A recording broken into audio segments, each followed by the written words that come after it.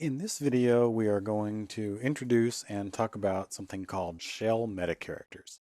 Just generically, a metacharacter is a character that means something other than itself. First and simplest example that we'll look at is the asterisk.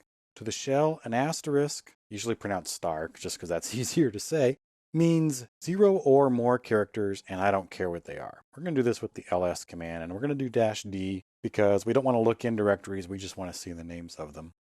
If I'm in my home directory and I do ls-d star, I see all of the things in my directory.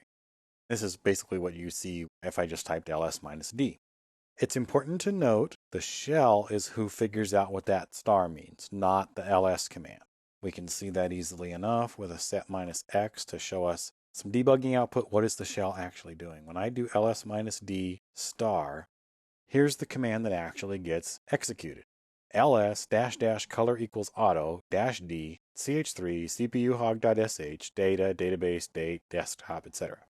That's just important to keep in mind. The shell is who does this interpretation. These characters are special characters to the shell and to the shell only. Now we can turn off the set -x by doing set +x.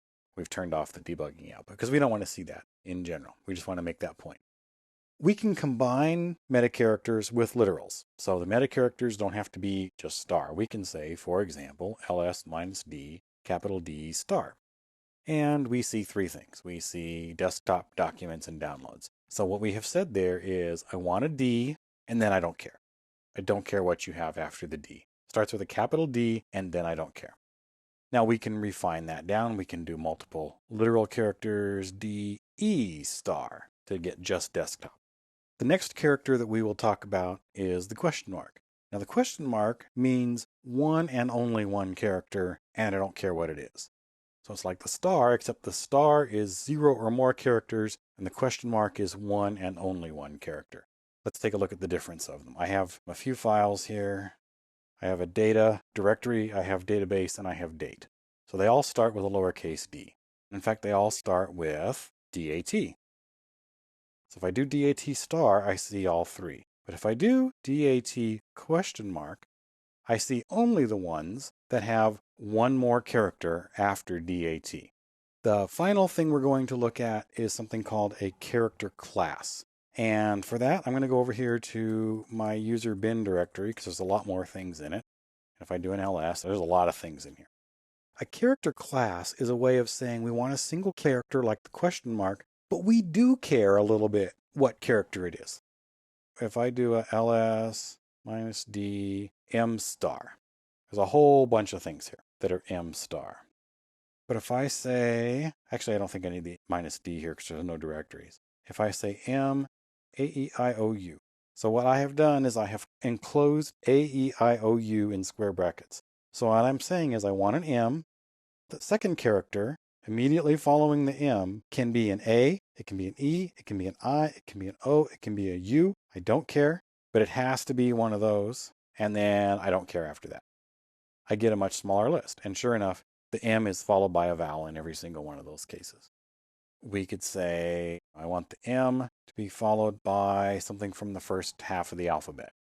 So we can say an explicit list of characters like we did with A, E, I, O, U, or we can say a range from A to L. And we get everything that's an M followed by something from the first half of the alphabet. Now, an interesting thing with character classes that we can do is we can negate them. And the negation character is a caret. If I put it anywhere else, it means the caret character. But if it's the very first thing, it means not. Give me M followed by a character that's not A through L.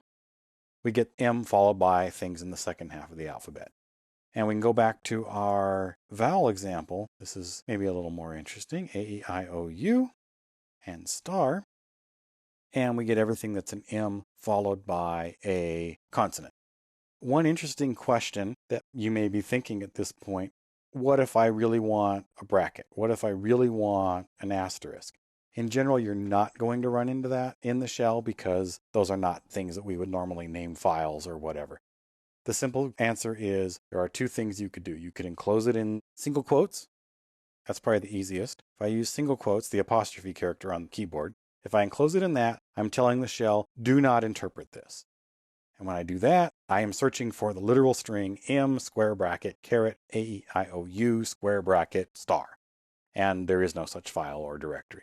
The other thing you can do is you can put a backslash in front of a particular character to mean literally the character, but generally it's easier if you want the shell not to interpret what you're saying, just put single quotes around it.